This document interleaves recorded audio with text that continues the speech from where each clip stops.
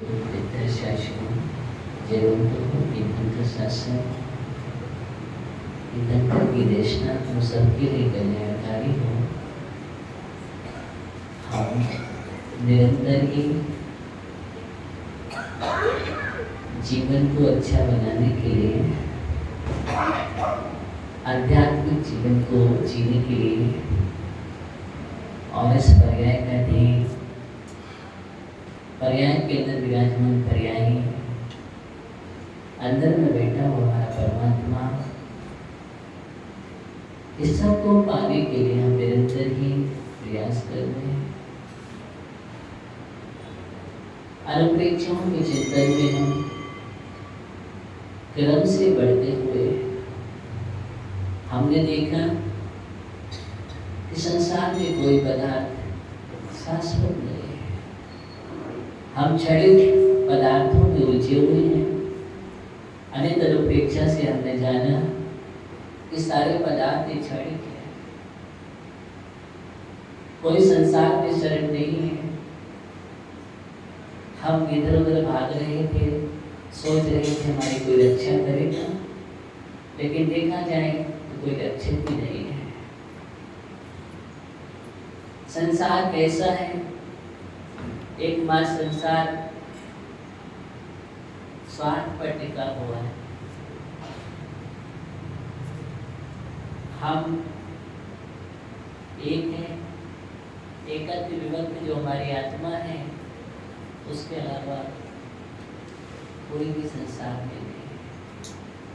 अन्यत्र में देखा हमने कि हमारी आत्मा के अलावा जितने पदार्थ हैं हम सबसे भिन्न हैं, अथवा वो हम सबसे भिन्न हैं या हम सबसे भिन्न हैं। ऐसा चिंतन हमारे जीवन में जागृत हुआ।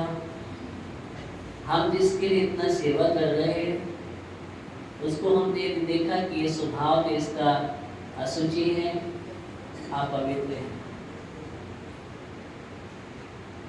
और इस अशुचि को हम कभी पवित्र नहीं बना सकते हैं।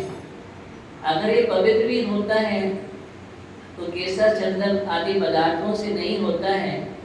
इसको पवित्र करने के लिए रत्नात्रय की आवश्यकता है। ये हमने अशुचि भावना में देखा है। उसके बाद देखा कि हम हमारे अंदर दुख आ रहे हैं और हम परेशान हो रहे हैं, कष्ट है। उसका कारण क्या है? कर्म है, और कर्म आने का द्वार खुला हुआ है, आगमन हो रहा है। और जब आगमन होगा तो हमारे जीवन में परेशानियां बढ़ेंगी, नाव भारी हो जाएगी, पानी भर जाएगा, डूब जाएगा। उसके बाद हमने विचार किया कि नहीं, ये हमारे जब तक संतान प्रकार के दरवाजे खुले रहेंगे, मिथ्यात आदि संयम आदि के, तब तक हमारे जीवन में हमें उस मोक्ष तक की उपलब्धि होने वाली नहीं है। इसलिए हमने दरवाजे को बंद किया और हम संबर अनुप्रेक्षा में पहुंचे। तो संबर करने के बाद ही अचर के निद्रा होती है। संबर सहित करो तब प्राणी मिले गति रानी। इस बात को हमने समझा है और निद्रा की ओर पहुंचे हैं। तब से निद्रा, तब से निद्रा होती है और निद्रा से ही मुक्ति की प्राप्ति होती है।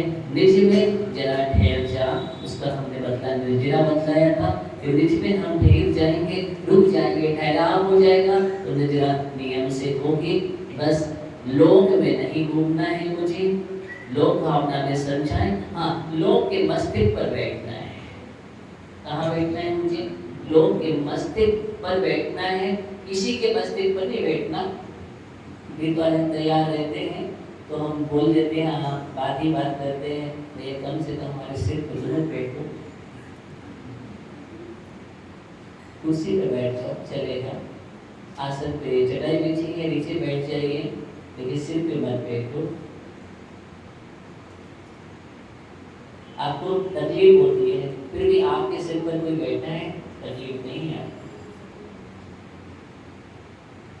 देखो ना, आपके सिर पर कितना सारा बोझ है, मस्तिष्क कितना भारी है। हल्का है क्या आपका मस्तिष्क? नहीं हो पा रहा है, इतना वजनदार हो रहा है कि आप कभी कभी माथा पकड़ कर बैठ जाते हैं कि मेरा तो मस्तिष्क बहुत भारी है। इतना सारा मस्तिष्क पर हम विकल्प लेकर के चल रहे हैं, इतना सारा परिग्रह हमारे मस्तिष्क पर रखा हुआ है हमारे ऊपर वैभव बैठा हुआ है। क्या बैठा हुआ है? देखो, एक वैभव के ऊपर बैठे हैं और एक के ऊपर वैभव बैठा है।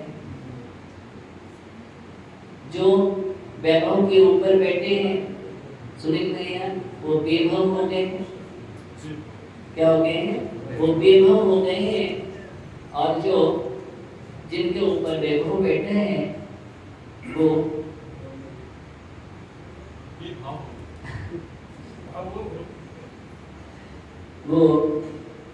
बेभाव से युक्त हो गए हैं। विभाव, हम सभी विभाव में हैं क्योंकि वैभव है। और वैभव जब तक रहता है तब तक विभाव रहता है। और जब हम विभाव से दूर हो जाते हैं, स्वभाव में पहुंच जाते हैं। इसलिए हमें अपने माथे को हल्का करना है, वजनदार नहीं करना है। धीरे धीरे परिग्रह छोड़ने की आदत डालो। क्या करो? परिग्रह को छोड़ने की आदत डालो। यही कारण है कि आपका परिग्रह छुटाने के लिए कुछ न कुछ आयोजन चलता रहता है। और कम से कम आपको भार मुक्त करने के लिए आयोजन होते हैं कि हम बहुत वजनदार हो रहे हैं और कर्म बंद हो रहा है। और सबसे बड़ा पाप अगर है 5 प्रकार में, तो आप सब जानते हैं पंडित भैया। यानी सबसे बड़ा अगर कोई है तो उसका नाम क्या है? परिग्रह। 5 पापों में सबसे हावी अगर कोई है तो परिग्रह है।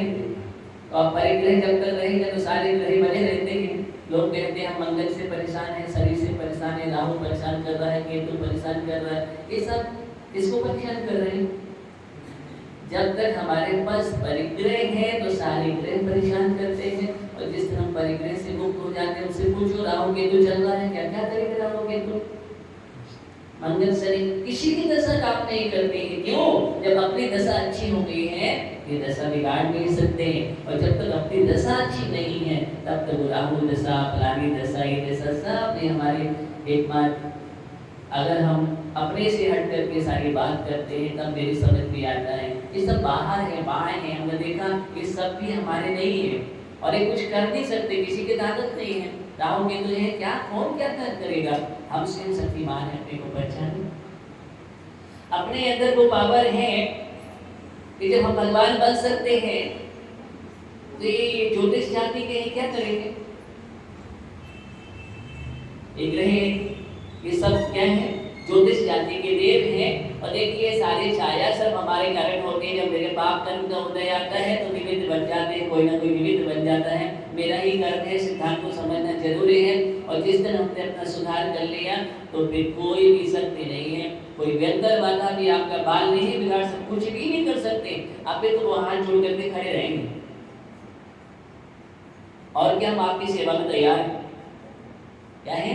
हम आपके सेवा में तैयार हैं। इसलिए अपने पावर को बढ़ाओ।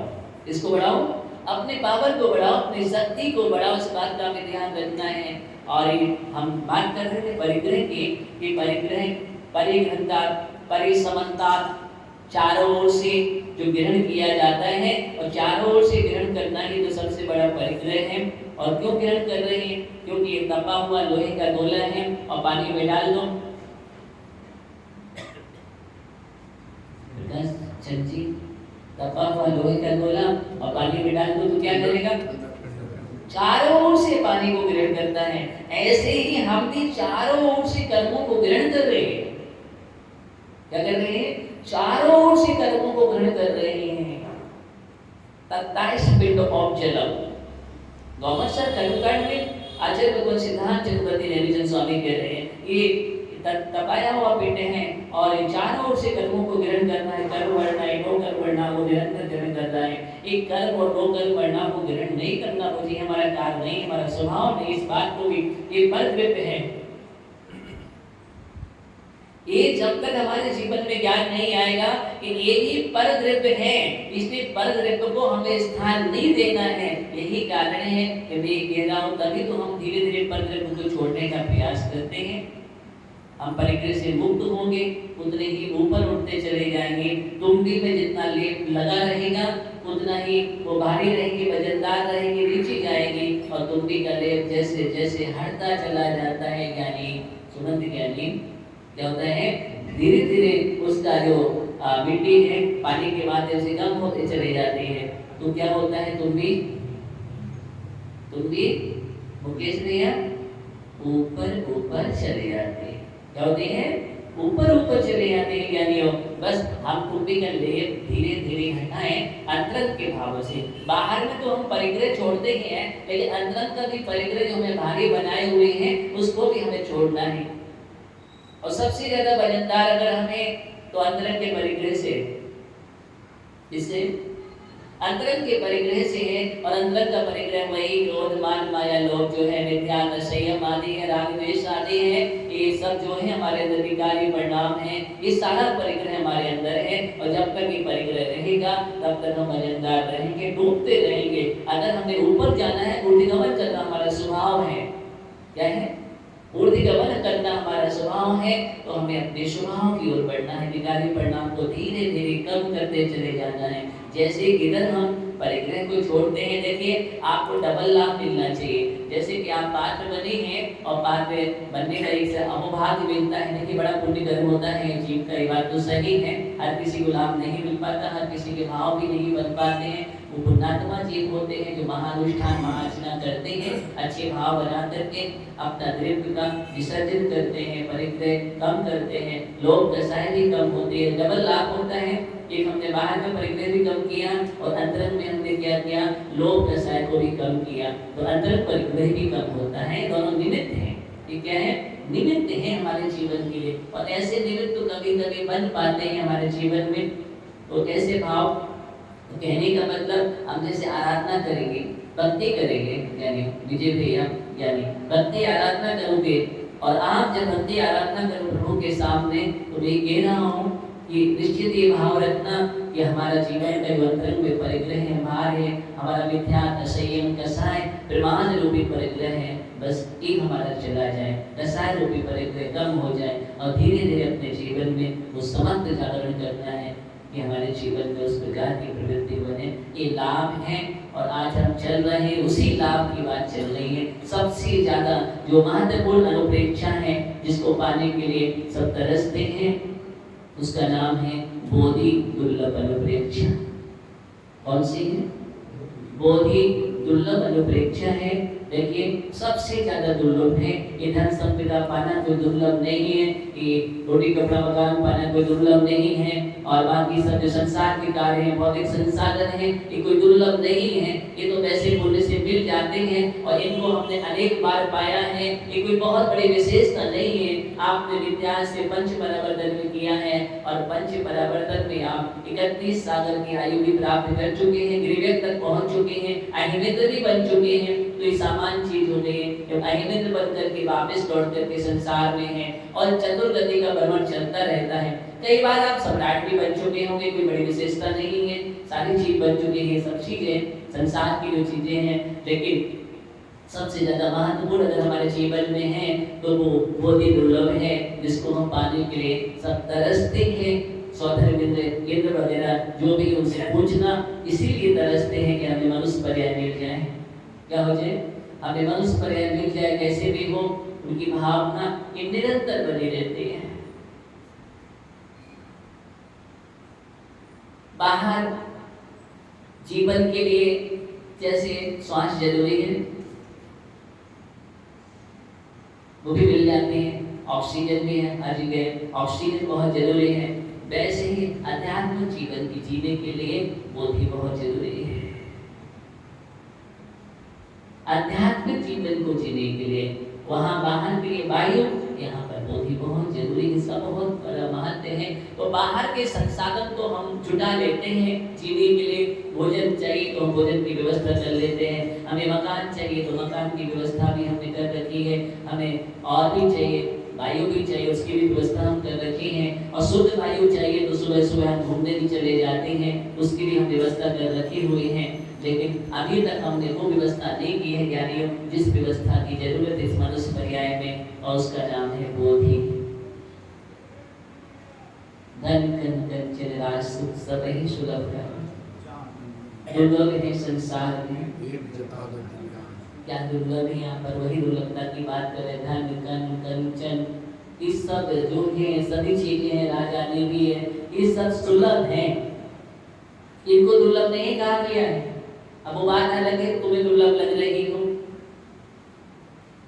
ये दुर्लभ नहीं है, इसका नाम दुर्लभता नहीं है। दुर्लभ कहा गया है कि निगोज से दृष्टि को पाना दुर्लभ है। अनंत काल तुमने निगोद में बिताया है, अनंत बार जन्म मरण करते रहे हैं वहीं पर, और एक क्षुद्र भाव ग्रहण करके तुमने कितने भाव व्यतीत किए हैं ज्ञानियों। तुम्हें याद है जब तुम निगोद में थे छोटू भैया? नहीं होगा याद, वही तो समस्या है। याद हो जाए तो बात अलग है, ज्ञाति स्मरण हो जाए, अथवा हमें कोई ज्ञान ऐसा हो जाए जिससे हमें मालूम चल जाए, लेकिन फिर भी मालूम चलता है शुद्ध ज्ञान के माध्यम से। इसलिए उस ज्ञान की चर्चा कर रही है, उस ज्ञान की, जिस ज्ञान से हमें मालूम चलता है, वही ज्ञान या दुर्लभता की बात करने जा रहे हैं। बात ये भौतिक वाला ज्ञान है तो हमने अनेक बार पाया है, भौतिक ज्ञान कई बार पाते हैं, कई बार हमने पदार्थों को खोजा है, जाना है, विलासता के संसाधन हमने बहुत बार जुटाए हैं, लेकिन आज तक अपने जीवन में धर्मचंद जी आध्यात्मिक संसाधन नहीं जुटाए। कौन से अध्यात्म के संसाधन? जो अध्यात्म का जीवन है उसको जीने के लिए आपने कोई व्यवस्था की है कि हम आपसे पूछ रहे कमल भैया? बाहर का जीवन जीने के लिए हमने बहुत कुछ किया है और कर रहे हैं, लगे हुए हैं और मेहनत भी कर रहे हैं। और कई लोग तो ऐसे हैं तो उनके लिए समय भी नहीं मिल पाता, वो कहते हैं बोले मंदिर आना बड़ा मुश्किल होता है, समय निकालना मुश्किल होता है। उनसे पूछो किसके लिए? बोले पूजन की बात करें, बोले पूजन के लिए समय कहाँ है, हम दर्शन करने आते तो बहुत बड़ा एहसान कर जाते भगवान के ऊपर। लगता है ऐसा। ये महाराज के पास आया करो, महाराज की बात कर रहे, कहाँ हम वहाँ 10 बजे के बाद आहारचर्या होती है, उसके कहाँ पहुँच पाएंगे, इतनी फुर्सत कहाँ है जीवन में, बहुत मुश्किल है। और विधान की जब चर्चा होती है तो पहले पूछ लेते विधान कितने बजे एंड होगा, मेरी गारंटी बताऊं, इस बात की कहूं कि कितने बजे होगा समापन। जीवन में 8-10 दिन मिलते हैं, पूरे जीवन काल हम मेहनत करते हैं, कमाते हैं, सब कुछ करते हैं संसार के लिए, और जब जब अध्यात्म का जीवन बात आती है, अपने जीवन को जीने के लिए, अपने को जीने के लिए, अपने लिए लाभ होता है, सबसे बड़ा प्रॉफिट है। अपने अंदर के भगवान को जगाने का जब अवसर आता है और अथवा भगवान बनने का अवसर आता है, निमित्त बनता है, एक साधन बनता है, तो उसके लिए हम कहते हैं समय। उसके लिए हम विचार करते हैं, और घर परिवार में कोई शादी ब्याह आ जाता है, कुछ ऐसा प्रोग्राम आ जाता है, उसके लिए हम आराम से 8-10 दिन निकाल सकते हैं, कोई दिक्कत नहीं है, उसमें कोई दिक्कत नहीं। संसार है वो क्या है? संसार है। जब परमात्मा के धर्म की बात आएगी तो उसमें सोचना पड़ता है, पहले मतलब 10 बजे तक एंड हो जाएगा कि नहीं हो जाएगा, तो 11 बजे तो हम लोग 11 पहले हो जाएंगे। ये सारी चीजें हैं। लेकिन बोले दुर्लभ की बात कर रहा हूँ आपको, आप सोचना कि हम कहाँ हैं और कैसे सोच रहे हैं। अगर आप आधे घंटा 1 घंटा लेट पहुंच जाओगे तो आपका नुकसान नहीं होगा। मैं ये कह रहा हूँ 1 घंटा आपने जो यहाँ दिया है, आपने इतना प्रॉफिट कर लिया, इतना प्रॉफिट कर लिया कि आप भाव में भी खाते रहे ना तो कम नहीं होगा। मालूम है निषेध चक्र विधान है, और कितना आप जानते हैं शिव चक्र विधान की महिमा को जानते हैं, इसकी गरिमा, सब कुछ क्या अनुष्ठान होता है, क्या सिद्धों की आराधना है। जब ऐसी आराधना करना बहुत दुर्लभ है, मैं लगा दूंगा इसके लिए दुर्लभ है। क्या है ये? दुर्लभ होता है ऐसा अवसर मिलना, प्राप्त होना। मैं तो कहता हूँ कहना भी पड़े, लाइन लग जाना चाहिए कि हाँ हम बनेंगे, हम बनेंगे, हम बैठेंगे, हम ऐसा करेंगे, बिल्कुल कहना ही भी पड़े, बिना उसके सब कोई ऐसा हो जाना चाहिए। और ऐसा लगे कि जब संयोजक ही कहें नहीं अब इतनी व्यवस्था नहीं है, अब हॉल मतलब जगह कम है तो हम थोड़ा और व्यवस्था बना लेते हैं, ऐसा लगना चाहिए। क्या होना चाहिए? ऐसा लगना चाहिए निर्मल जी, तो ऐसा लगना चाहिए, मुझे महसूस होना चाहिए ज्ञानियों, कहने का मतलब है। इसलिए ये सब जब हम अंदर की खुशी से अभिव्यक्ति के साथ करते हैं प्रस्तुति कि नहीं मैं ऐसा पात्र बनना चाहता हूँ, मुझे भगवान की आराधना में सम्मिलित कर लो।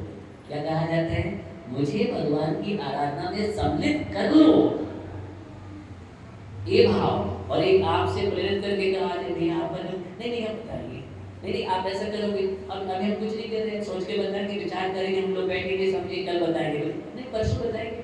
अभी क्या है, हम बदला देंगे और ज्यादा कहूँगे अरे यार दूसरों को देखो क्या होगा। सोचिए हम किसके लिए करें। पुण्य चल करके आपके पास आया है। मेरी बात तो समझ ना, अंदर ही सुन दे लो। पुण्य आपके पास चल करके आया है, क्या नहीं क्या आया है। कहते ना आते हुए लक्ष्मी को हम पुत्र रहे हैं। मेरे पास बहु संविदा पुण्य चल करके आया है और वो आपसे कह रहा है और आप पुण्य का अपमान कर रहे हैं। समझना मेरी बात को। अब क्या होगा, कभी भी जीवन में ऐसा नहीं करना। मैं बहुत रहस्य की बात करूं, यहाँ पर अगर आप बनने भी चाहते होंगे ना और बन भी जाएंगे ना, तो आपने क्या किया, पहले ही अपना माइनस कर लिया। मिलेगा जो 100% मिलना चाहिए था, उसमें से आपने परसेंटेज माइनस कर दिया। क्या किया, और परसेंटेज आपने किसको दे दिया, आयोजक के लिए। किसको दे दिया, आयोजक संयोजक को आपने प्लस कर दिया, अपना माइनस कर दिया। तो मैं आपको एक रहस्य बता रहा हूं कि अपना माइनस क्यों करूं। इसलिए बोधि दुर्लभ अनुप्रेक्षा की चर्चा और ये दुर्लभ जो आराधना है, भक्ति है, इसको दुर्लभ समझना जीवन में। बहुत लोग ऐसे भी हैं, कई लोग ऐसे रहते हैं जीवन काल में जो सिद्धों की आराधना नहीं कर पाते, सिद्ध के विधान भी नहीं कर पाते। कुछ लोग पुण्यशाली है, कर लेते हैं, और जो कर लेते हैं तो उनको भी अच्छे से समझना चाहिए, अरे तो हमने कर लिया, ऐसा मत बोलना। जब जब भी अवसर मिलता है तो नया नया आयाम होना चाहिए। ये नहीं जब ये तो हमें अवसर मिल रहा है तो हम और अच्छी आराधना करेंगे, और जितने जीवन काल में नहीं किया है। तो ये सब बहुत ऐसे अवसर होते हैं, मैं संकेत दे रहा हूँ कि जीवन में चूकना नहीं और ऐसा काम करना कि कुछ भी हो जाए क्या फर्क पड़ता है, अगर थोड़ा वो शरण लग गया। ये जीवन के लिए समय है, बहुत डूब करके आराधना करो। क्या करो ज्ञानियों, एकदम गहराई में डूब करके करना। जितने ज्ञानी यहाँ पर बैठे उनकी बात कर रहा हूँ, बहुत अच्छी तरह से करना। ज्ञानी मैं संकेत कर रहा हूँ आपके लिए कि अपने लिए होना चाहिए। इसके लिए होना चाहिए ये आराधना, राजेश भैया अपने लिए आराधना है, अपने लिए है। अब समझ रहे आप, बोधि दुर्लभ अनुप्रेक्षा की चर्चा मनोज पढ़ते, बोधि दुर्लभ का मतलब जानते क्या, बोधि दुर्लभ है क्या बात कही गई है। सबसे जीवन में महत्वपूर्ण अगर है तो बोधि दुर्लभ है, इसके लिए तरसते हैं शब्द। तो निगोज से निकल कर के दृष्टि पाना दुर्लभ है। दृष्टि समझ रहे हैं, 2 इंद्रिय 3 इंद्रिय 4 इंद्रिय के पंच इंद्रिय सत्रस्त कहलाते। 2 इंद्रिय अवस्था से 3 इंद्रिय, 3 इंद्रिय से 4 इंद्रिय, 4 इंद्रिय से पंच इंद्रिय, असंगी पंचेंद्रिय, संगी में निसंगी। कितना दुर्लभ है, उसमें भी त्रिंश पर्याय पाई है। अब त्रिंश पर्याय की अपेक्षा देखेंगे तो मनुष्य पर्याय को पाना, ध्यान देना कितना दुर्लभ है। ये सब दुर्लभ है, बहुत मुश्किल से मिलता है। ये मानुष योनि प्राप्त करनी बहुत दुर्लभ है। एक बार अगर गुम जाए, लिखा है कुलाचार्य ने दृष्टांत दिया है कि जो बैल जोतते हैं ना, उसमें जो बैलों के ऊपर रखा जाता है उसको जुआ बोलते हैं, और जो उसमें कील लगाई जाती है लकड़ी की, उसको हम सैल बोलते हैं।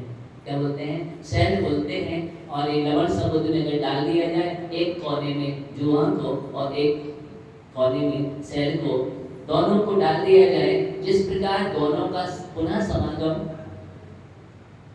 समागम होना कितना कठिन है, दुर्लभ है, वैसे ही इस मनुष्य पर्याय को पाना दुर्लभ है। मत सोचना मनुष्य बन गए हैं तो हम बार बार पा लेंगे, ऐसी कोई गारंटी नहीं है। अनेक जीव हैं जो बार बार जन्म मरण कर रहे हैं। निगोद में देखो जाकर के, कोई क्रेंचों में ही जन्म ले रहे हैं, बार बार ले रहे हैं। तो कितने जीव हैं। आप लोग कभी, मैंने एक बार कही थी आपसे, आप नरक गति में जाना, और वैसे नहीं कह रहा हूँ कि आप नरक बन जाना, ये नहीं कह रहा हूँ मैं नरक गति में जाने की बात ही कर रहा हूँ। तो वहाँ के जीवों से पूछना, वहाँ का इंटरव्यू लेके आना, कोई दिक्कत नहीं है। ये सबकी भावना क्या है, संजय भैया जवाबदारी देंगे। तो वहां जाकर के सबसे पूछ करके आना, यानी सबके क्या क्या भाव है, बस मैं ये कह रहा हूं क्या क्या भाव है सबके। आप उनकी आवाज सुनोगे ना, आप सोचोगे ओहो, ये मनुष्य पर्याय के पाने के लिए ये नारकी कैसे तड़प रही है। मनुष्य पर्याय को पाने के लिए धीरे धीरे तड़प रहे हैं। कौन? नारकी। वो कह रही है कि हमें जैसे ही मनुष्य पर्याय मिले तो हम संयम को धारण कर लेंगे। सब अंदर से आवाज कर रहे हैं, हम क्योंकि पुनः नरक नहीं जाना चाहते, संसार में पर्यटन नहीं करना चाहते।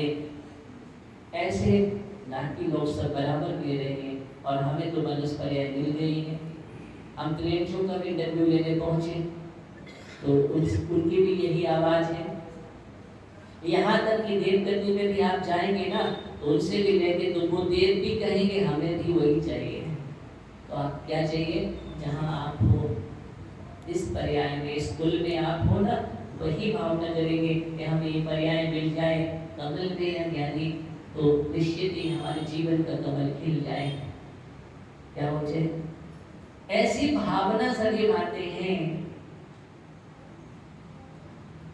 दुर्लभ है थावर से दस गति पानी, नर काया को सुरपति तरस। कौन तरसता है?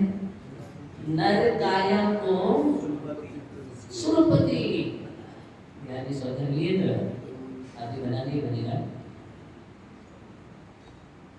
स्वधर्मीय सुरपति तरसता है। ध्यान देना, किसके लिए तरस रहा है? एक अच्छे से अंदर से आवाज दो, किसके लिए तरस रहा है वो? इतने से लोग क्यों बोल रहे हैं? देखो तो बोल भी नहीं पा रहे हो। बोलो ना, कौन सी पर्याय के लिए? वो सुरपति, तुम सुरपति बनना चाहते हो और वो सुरपति से पूछना, वो नरपति बनना चाहता है। सुर नर बनने के लिए तैयार है और ये नर कह रहा है हम सुर बनने के लिए तैयार है, और सुर तो नहीं बन पाता है, आ लग जाता है। ध्यान देना,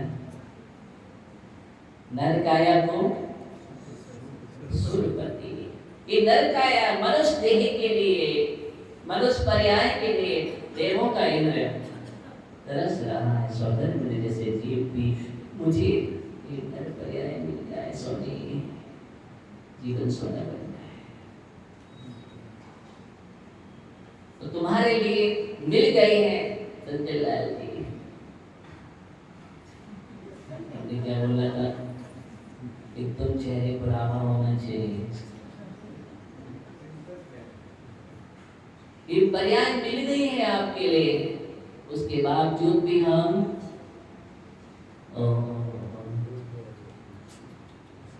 चिंतन करो। बहुत ही दुर्लभ नर काया। इसी पंक्ति को याद करना, बार बार याद करना, मैं विषय दे रहा हूँ। नर काया को सुरपति तरस, सो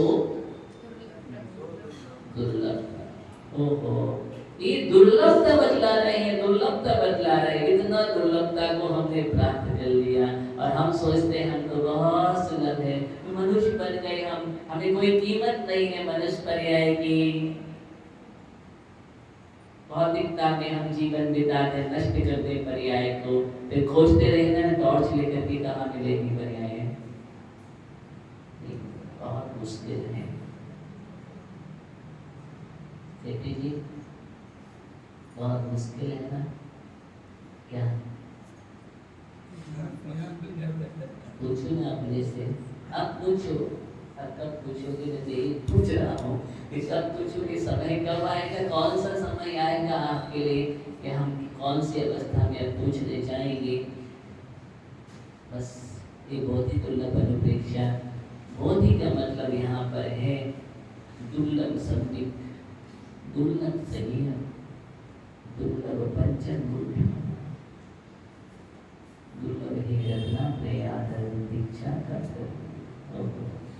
सब कुछ दुर्लभ से दुर्लभ कर दिया। संगीत दर्शन की प्राप्ति उसमें भी दुर्लभ है, उसमें भी और दुर्लभ संयम को प्राप्त करके पंचम स्थान पाना भी कठिन है। रत्नात्रय तो और दुर्लभ से दुर्लभ, दीक्षा को प्राप्त करके दीक्षा को संभाल करके रचना और दुर्लभ है। वैसे परिणामों को संभालना और दुर्लभ है, सदुपयोग को पाना और दुर्लभ है, और इन सब में दुर्लभ है केवल ज्ञान। इसलिए वहां पर एक यथार्थ ज्ञान, वहां ज्ञान का मतलब यहाँ पर बोधि लेना है, क्या लेना है, अथवा केवल ज्ञान लेना है। ज्ञान का मतलब एक ऐसा ज्ञान अथवा ऐसा ज्ञान, यथार्थ ज्ञान जो अंतर्मुखी होता है। कौन सा ज्ञान?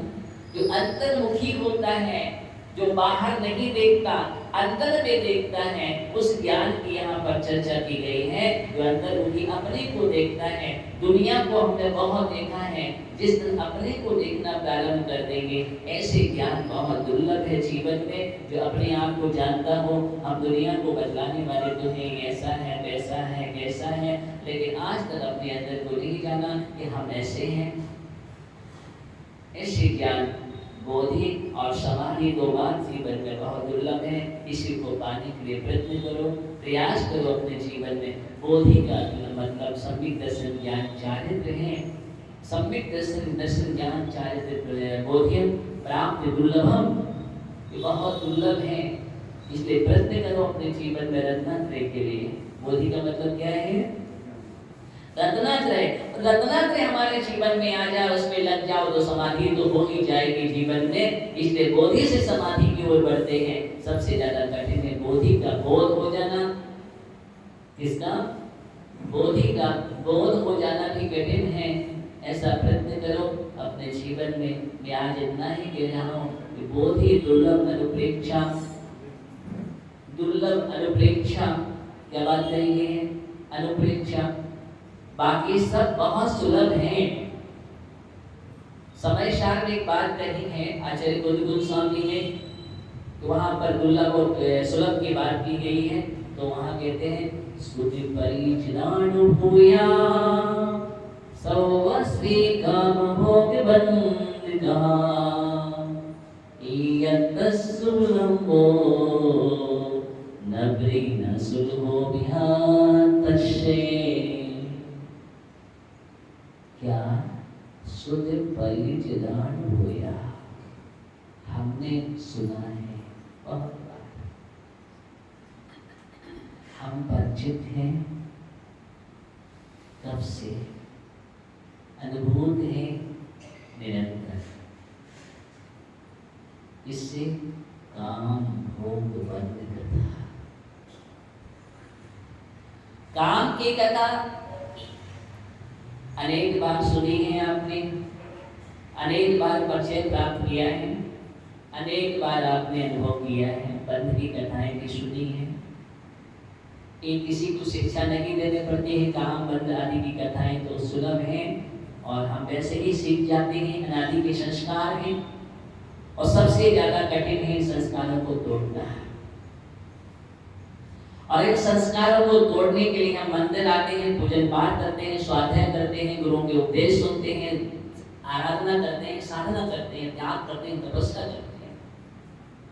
इसके लिए इनको संस्कारों को तोड़ने के लिए। ये तो हमने बहुत बार इनसे परिचय प्राप्त किया है। अगर तुमने परिचय नहीं लिया है तो आचार्य बुद्धगुण स्वामी कह रहे हैं सबसे ज्यादा दुर्लभ है वो एकत्र विभक्त हमारी आत्मा है। कैसी है? एकत्र और विभक्त सबसे भिन्न है। एकत्र स्वरूप ही है, वो हमारी आत्मा है एकत्र विभक्त। उस आत्मा का परिचय है क्या आपको? आपने कभी परिचय दिया है क्या? आप अपने परिचय पत्र में लिखते हैं क्या जय कुमार जी? एकत्र विभक्त का परिचय कभी देते हो? आपसे कोई परिचय पूछता है तो आप क्या परिचय देते हो? बोलो। भागचंदी तत्काल भागचंदी पाटनी क्या? मैं भागचंदी पाटनी हूँ। मैं कहाँ पर निवास करता हूँ? भागलपुर में रहता हूँ, वहाँ रहता हूँ और ये रहता हूँ। सारा परिचय हम दे देते हैं और कभी कभी चर्चाएं भी, लेकिन कल एकत्र विभक्त की चर्चा नहीं कर पाते, उसका परिचय नहीं दे पाते हैं। और बाकी हमने जीवन में किया है, ये भी जरा सोचना। पूरा व्यवहारिक परिणाम समय बिता दिया हमने, विभाव में जीवन बिताया है। आचार्य कह रहे हैं ये विभाव का परिचय कब तक तुम देते रहोगे, जब तक तुम उत्तम भैया, अगर तुम्हें उत्तम होना है तो ये विभाव का परिणाम छोड़ करके स्वभाव में जाना जरूरी है। इसमें नवीन क्या है, इसमें स्वभाव में एक बोधि दुर्लभ अनुप्रेक्षा की चर्चा चल रही है, स्वभाव की ही चर्चा करूंगा। स्वभाव की चर्चा है, बोधि प्राप्त कर, क्यों प्राप्त करना, स्वभाव में जाने के लिए। बस तुम्हें कीमती रत्न मिल गया है, इसकी कीमत करो। एक बार हाथ से छूट जाएगा, दोबारा नहीं मिलेगा। नर्तन रतन अमूल्य से पानी में, ऐसे बोले थे कुछ, नर्तन रतन अमूल्य। जरा इन पंक्तियों को पढ़ो और सुनो, और सुनने के बाद गुनो क्या कहेगी ये बात कि नर्तन रतन अमूल्य से पानी में बनता है, फिर भी पढ़ते पढ़ते पानी में डालता है। क्या कर रहा है, पढ़ते हुए सुनते हुए एक डला पानी में नहीं। लोग तरसते पानी में और तुम पानी में क्या कर रहे हो, ध्यान दो। बहुत कीमती रहते हैं, इसका ऐसा काम मत करो। इस दुर्लभ अनुप्रेक्षा को समझाया है, कार्य अनुप्रेक्षा में समय आपका हो गया, बस मैं 2 मिनट में बात कर रहा हूँ कि वहाँ कह रहे हैं ये है दुर्लभ मणियंतम लाहंती चीलाही दिव्य रहनम भूय निमित्तम पजालंती। वहाँ पर एक दृष्टांत दिया है, मनुष्य पर्याय की दुर्लभता का बात कही गई है कि एक व्यक्ति के लिए बर्तन को साफ करने के लिए राख की आवश्यकता रहती है। इसके बर्तन को साफ करने के लिए राख, पहले बर्तन राख से ही माने जाते थे, अब समय दूसरा हो गया, राख से शुद्ध किए जाते थे। पहले बर्तन की कांसी आदि का उपयोग होता था, अब तो हम लोहे में पहुंच गए हैं, निकालस में पहुंच गए हैं, स्टील आदि के चलने लगे हैं। और जब से धातु आई है तब तक उसके जो पावर है कम होते चले जा रहे हैं, और भोजन में जो विटामिन तत्व होना चाहिए, पौष्टिकता थी, वो सब नष्ट होती चली जा रही है। काशी के भोजन करने का एक अलग, काशी की थाली बर्तनों में जो बनता भी था उसमें, और थाली में आप देखो उसका शास्त्रों में लिखा है तो उसका भोजन अलग ही होता है। वो आयु को भी सभी को बढ़ाता है, हमारी पौष्टिकता प्रदान करता है, बुद्धि और बल प्रदान करता है, ओज तेज सब प्रदान करता है, लिखा हुआ है। तो मैं उसकी बात नहीं कर रहा हूँ, कहाँ बचे हैं तो खोजने पड़ेगी उनके लिए। तो वो जब भी बर्तन होते थे कांसे के, राक्षस आप किए जाते थे, राक्षस। अब कहने का मतलब ये है, जब राख की आवश्यकता हुई और दिखती रही राख, अब क्या किया जाए, उसने खोजा राख नहीं थे, बर्तन को साफ करना ही है, तो क्या किया जाए। ज्ञानी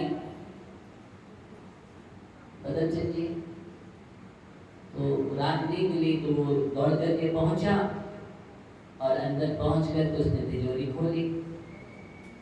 क्या किया, तिजोरी खोला और अंदर जाकर के उसमें देखा, और अंदर से रत्नों को निकाला। इसको रत्नों को निकाला और रत्नों को पीस दिया। क्या कर दिया, पीस दिया, और रत्नों को पीस करके उसका चूल्हा बनाया, उसने बर्तन साफ करना प्रारंभ किया।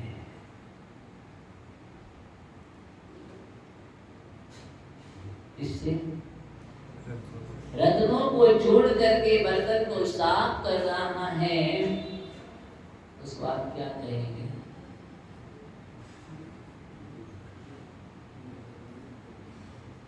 क्या कहेंगे आप लोग, हम आपसे पूछ रहे हैं।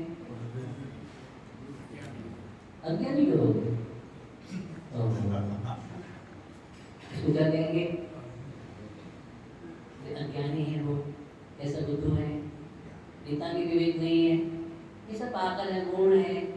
हमारे कोई नाना उपाधियों से विभूषित कर देंगे उसको, किसको, उसको कर देंगे ना, नाना उपाधियों से रंजित कर देंगे। और कार्तिक उपेक्षा में स्वामी कार्तिक यही तो समझा रहे हैं, वो कोई और व्यक्ति नहीं है, आपको ही समझा रहे हैं। इसको अलग से कोई व्यक्ति नहीं है, उसमें आप ही हैं।